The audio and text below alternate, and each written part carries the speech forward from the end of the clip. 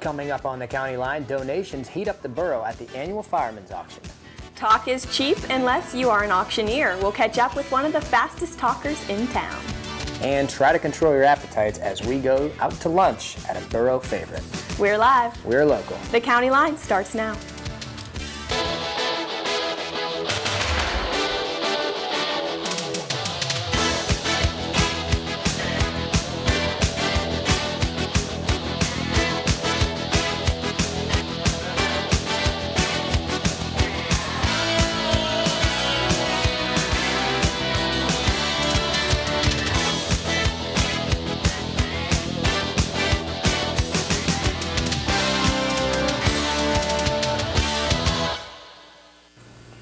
A former state representative and instructor at Westminster College is facing possible ethics trouble. Good evening, and thanks for joining us for tonight's The County Line. I'm Pamela Marlowe. And I'm Chris Norris. Lawrence County's former state representative Frank LaGrotta is under fire from the Pennsylvania Attorney General for alleged ethics violation.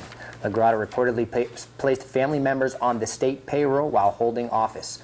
Published reports claim those family members received nearly $4 million in bonuses. The ex-lawmaker recently taught state government classes here at Westminster College. Meanwhile, it's another successful year for the borough's volunteer fire department. The annual volunteer fireman's auction brought in generous support for Wilmington's local heroes. Donations are still being counted at this time, but the auction brought in approximately $68,000. Officials say the donations will continue coming in through the month of December. All proceeds from the annual auction will go towards the Volunteer Fire Department's Equipment Fund. Planning a yearly event raising thousands of dollars of important donations for the borough is no easy task. Reporter Alex Hines introduces us to an individual volunteering his time to give back to the community. The new Wilmington Fire Department has a roster of about 40 people, and although some names have only been around for a little while, there's one that's been on the roster for more than 35 years. Tom Baer is a longtime New Wilmington resident whose interest in fire trucks goes all the way back to his childhood. When I was young, I was interested when I was a little boy during World War II. I was interested in anything with wheels on it. Cars, trucks, buses, then the war came along, and jeeps and half-tracks and tanks and battleships and airplanes. My mother insisted I specialize in something. Let's get something. You can't collect every picture of every car and truck in the newspaper and magazines that come through. You have to specialize in something. And right then, Life magazine had a spread on the new post-World War II fire truck, American LaFrance, to be honest with you. And these fancy new trucks, and I looked at that, and I drooled over it, and I said, yeah. Baer joined the New Wilmington Fire Department in 1970. However, his path into the department was much different than most. With my physical limitations, I couldn't be a firefighter. My interest in photographing fire trucks got me fascinated with fires and why they needed to be. And one of the fathers of the fire department got the idea to put me in as publicity head as an official fireman. Publicity isn't the only part of the department that interests Baer. He keeps up on his fire trucks as well and is able to run through the specs of many of the trucks the borough has now and those they had back through the years. In New Wilmington, I'm Alex Hines for the County Line. The campus community also plays a part in helping to raise over $60,000 for the borough's volunteer fire department. The Brothers of the Alpha Sigma Phi fraternity were on hand for the annual event, helping set up and also taking part in displaying items that were being auctioned off. These items included anything from chairs to exercise bikes, even refrigerators. It's kind of a tradition at Alpha Sigs to do the fireman's auction during the day. We usually help out the night before too, so it's kind of just a thing we do every year.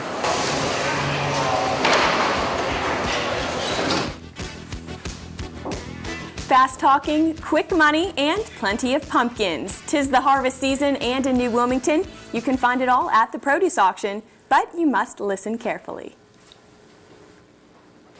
Hi, Hi, I'm Danielle, and we are here at the Wilmington Produce Auction, where we are going to go meet the auctioneer. Hey, the buyer, hey, everybody come on, everybody get $7. 7 to buyer, 7, everybody come on, everybody get $6. Everybody get 6 on it. Don Bram is paid to talk fast.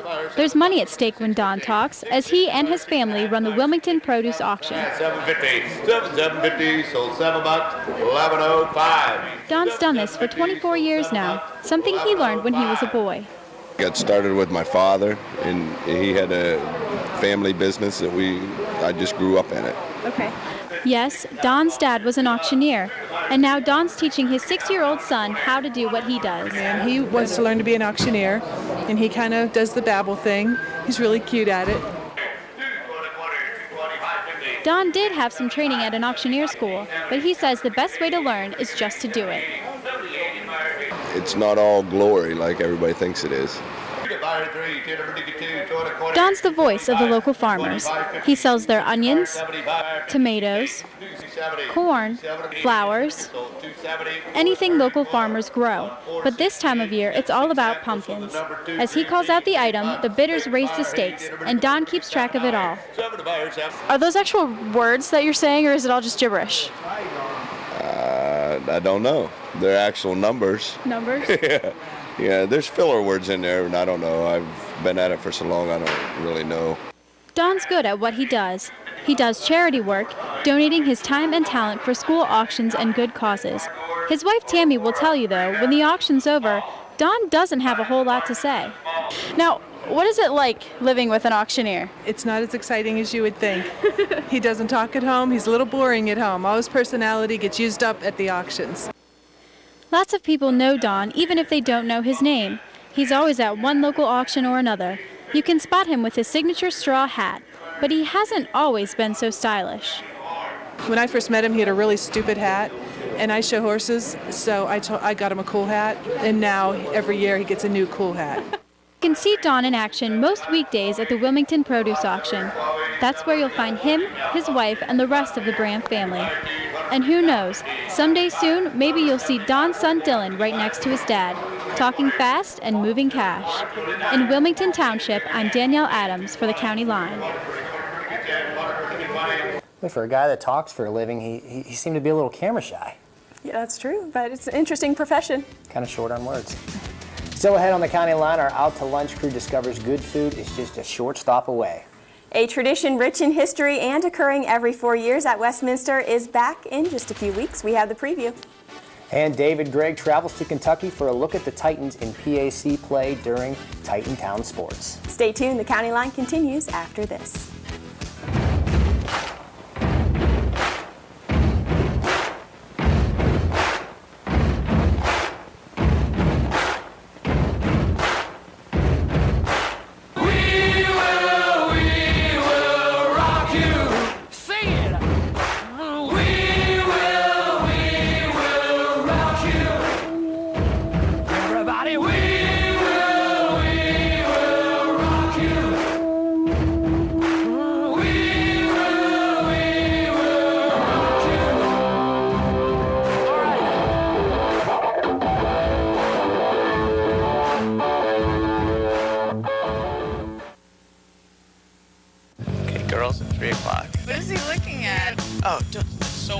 Captain Obvious has scored again. Open your window, say something. Oh, he's really gonna down. Hi. Hi. Hey, guys. Hi.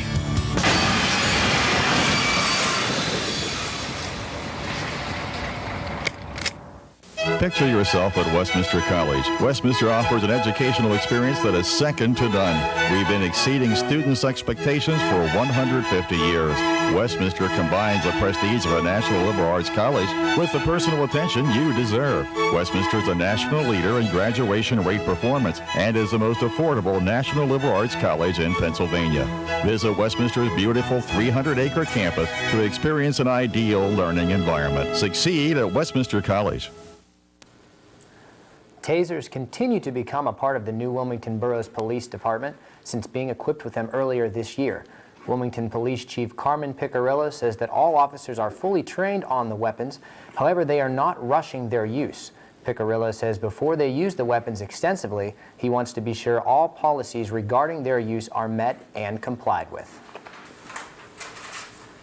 In a college town such as New Wilmington, students are always on the prowl for good food within budget. Our Out to Lunch crew of Megan Alexander and Shayna Marty found an appetizing answer only a short distance away.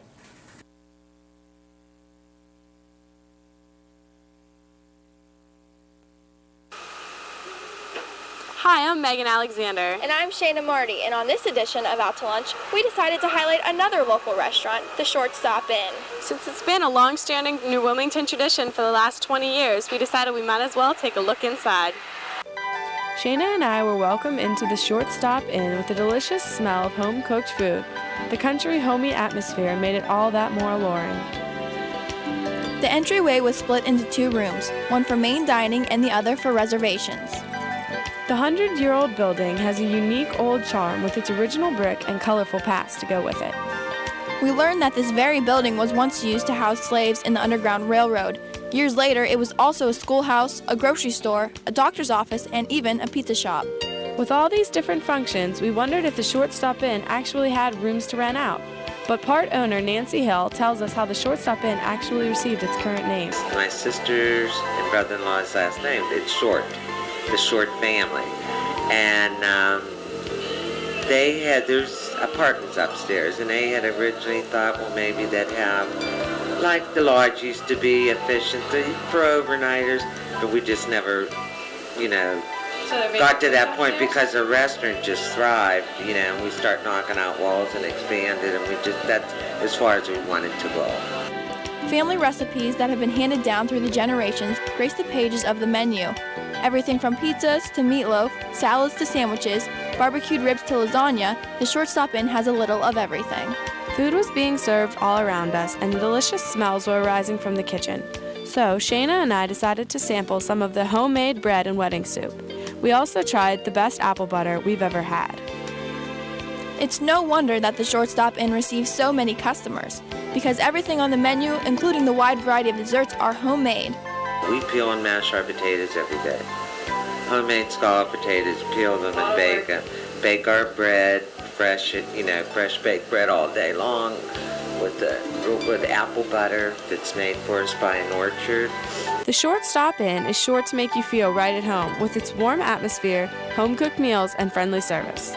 Reporting for the County Line, I'm Megan Alexander. And I'm Shayna Marty, and you're Out to Lunch. Get your ballots ready. Every 4 years, Westminster College is home to their very own mock convention. A kickoff for this year's Democratic mock convention is being held tonight on campus to introduce candidates involved in this year's debates. Westminster students and community members are invited to attend and become involved with candidates Hillary Clinton, John Edwards, and Barack Obama. Since 1936, Westminster College students continue to organize a mock convention on campus. Every 4 years, the convention represents the party not currently in power. This year, students will represent the Democratic Party on November 7th and 8th. The festivities kick off Wednesday evening with a keynote speech from former chair of the Democratic California Party, Bill Press, followed on Thursday with the convention, complete with a state parade and mock nomination. The mock convention, which is normally held during the spring semester, is being held unusually early this year. On this week's County Close-Up, Dave Gregg sits down with faculty advisor Dr. James Rhoads to discuss the Westminster tradition.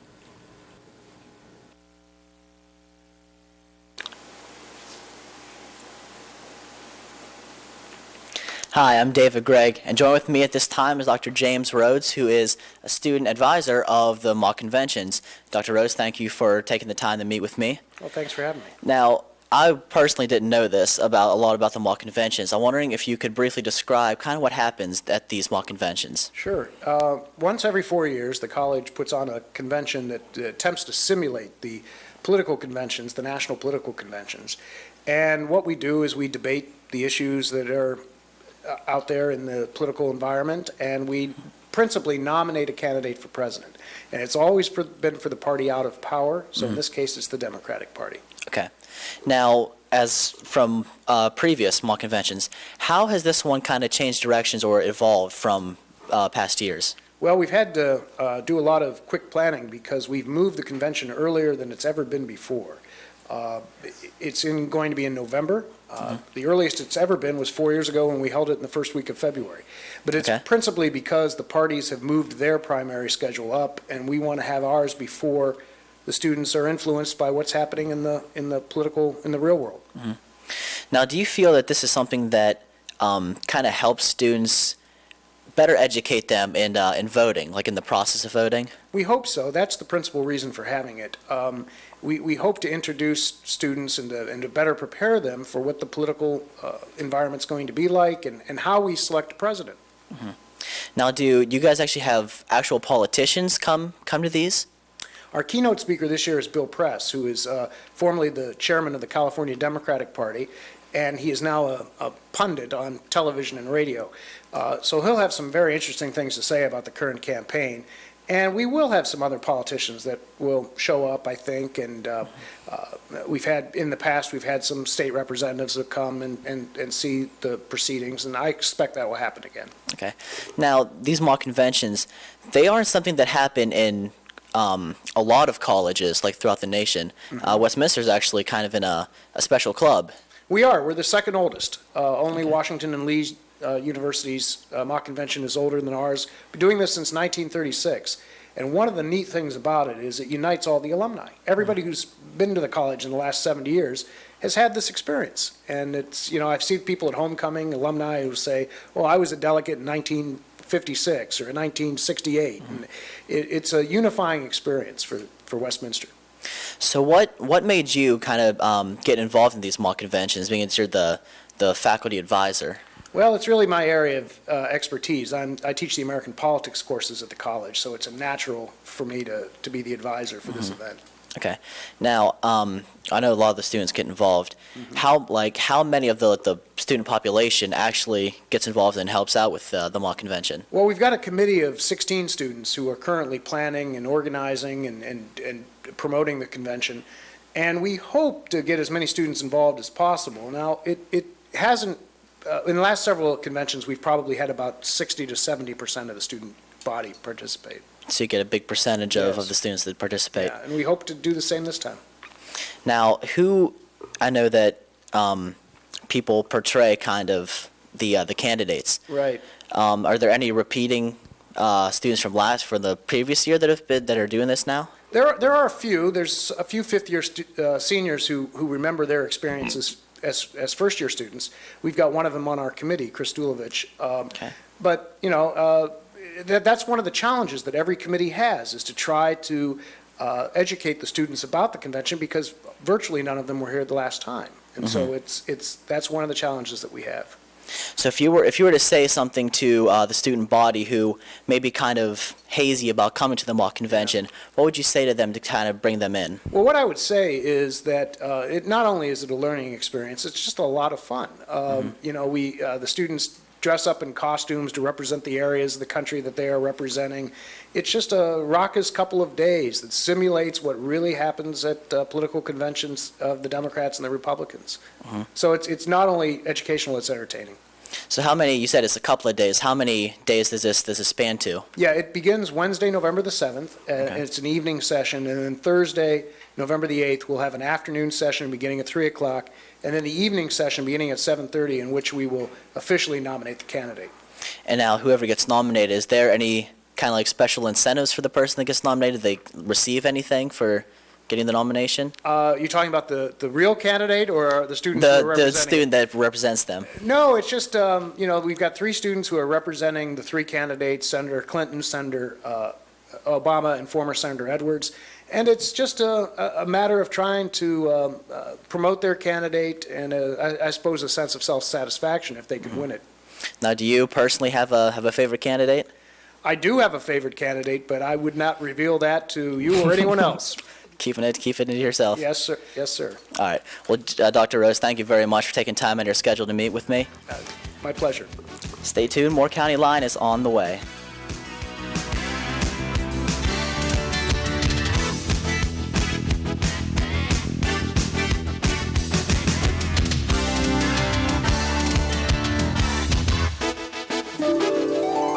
Tether, come on, let's have some tea.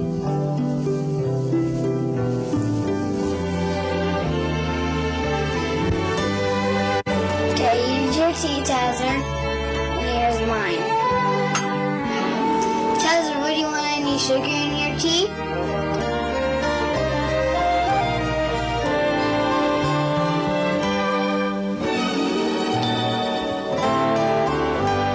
So nice out here. Yeah, I used to come out here when I was a kid. Nothing. No, I definitely heard something. Who's that? Let's get out of here! What are you doing? Stop the door! Okay. He does? I'm sorry. Come on, baby.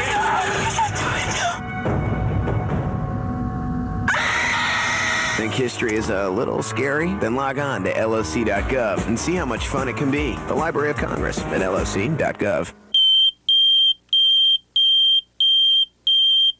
Remember, if there's ever an emergency, we meet here at the bottom of the driveway. And I'll get the emergency disaster kit out of the kitchen. Once we're all together, then we'll decide what to do. But what about Fido? What about Fido? The Lawrence County Humane Society reminds you to include your pets in your disaster planning. Make sure that your pets have identification tags that include your phone number. To find out more about how to protect your pets in a disaster, contact the Lawrence County Humane Society.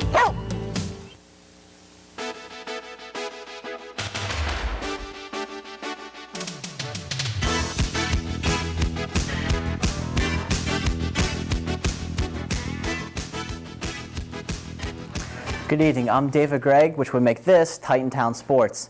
Well, we saw the Titans come through with a big win on homecoming against Grove City. The team was on a bye last week, and this week we would see if they could carry that momentum on their trip to Kentucky, where they faced off against Thomas More. All right, picking up in the third quarter already, Titans down 17-0, when Cordario Collier takes the toss to the right side. We'll get down to the 3-yard line for the Saints. Next play now, Joey Zerhusen rolling out to his left. He's going to find his big tight end, Andrew Carpenter, to make the score 24-0 in favor of the Saints.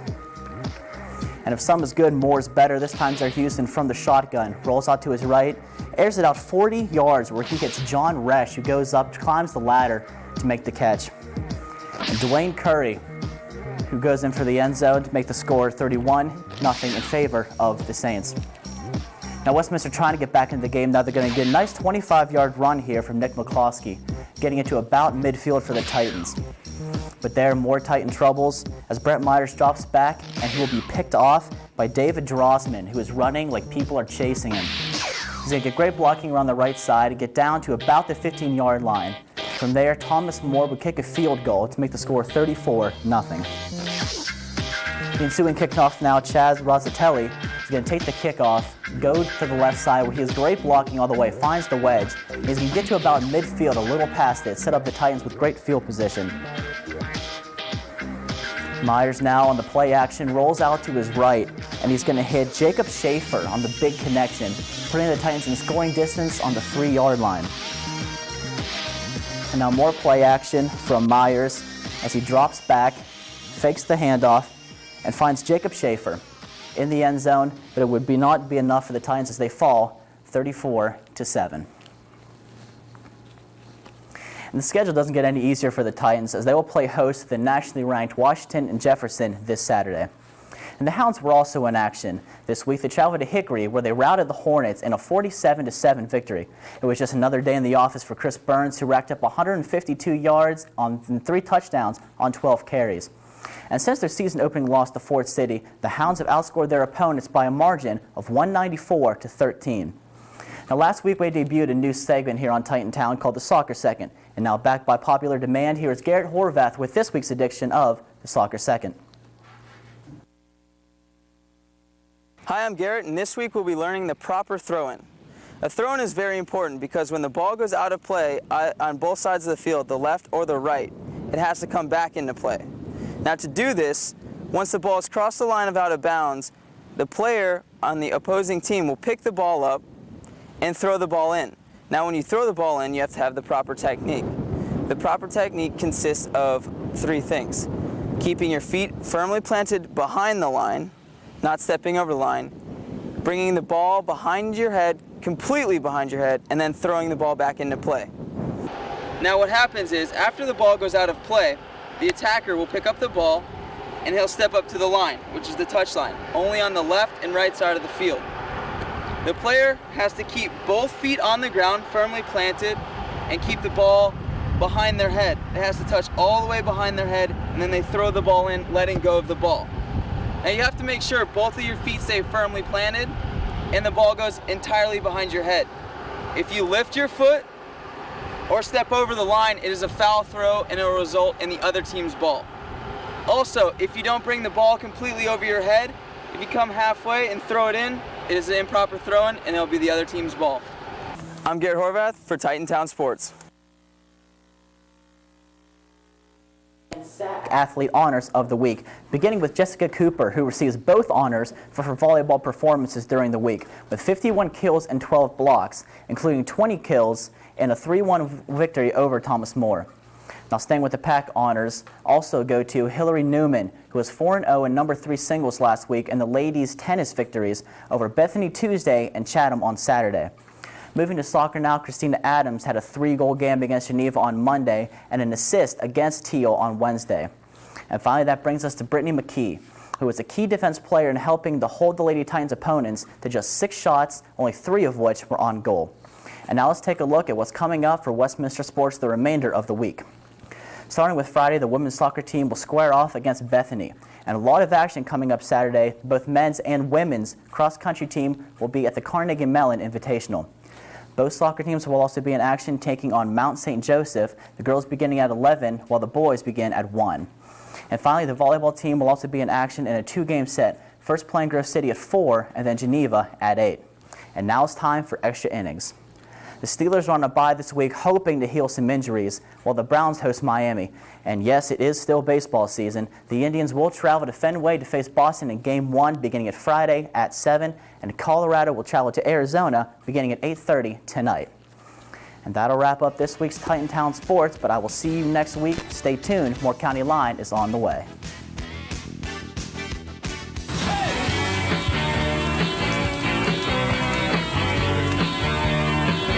What are you doing out here? Straightening my hair. But why are you doing it next to your car? Oh, I just like to listen to the radio when I get ready in the morning, and this is the only one I have. You know you can listen to Titan Radio online, don't you? Are you kidding me? Titan Radio plays the hits you want. The best music from the 80s to today. Also on TitanRadio.net.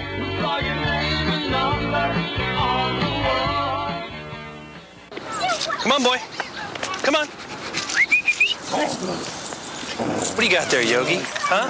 What have you found? What do you got, little fella? Drop it. Looks like someone's butt. Man, they probably lost it playing with their kids. Hey, leave it. Come on. Come on.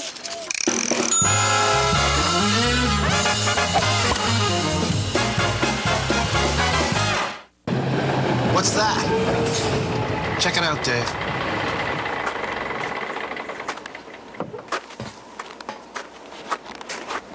What do you got there, Dave?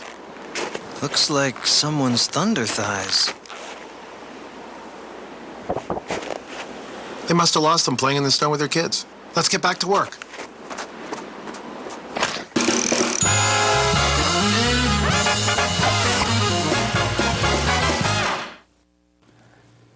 Westminster College Greeks will be hitting the streets this weekend for an annual community service event. Greek Sweep will begin this Saturday at 9 a.m. in downtown New Wilmington. Sororities and fraternities will pitch in and clean up the streets with their fellow peers in an effort to support environment causes and help in the beautification of the borough. That's all the time we have for this week. Stay tuned next week. Join us again next week for another edition of the County Line. Have a good night.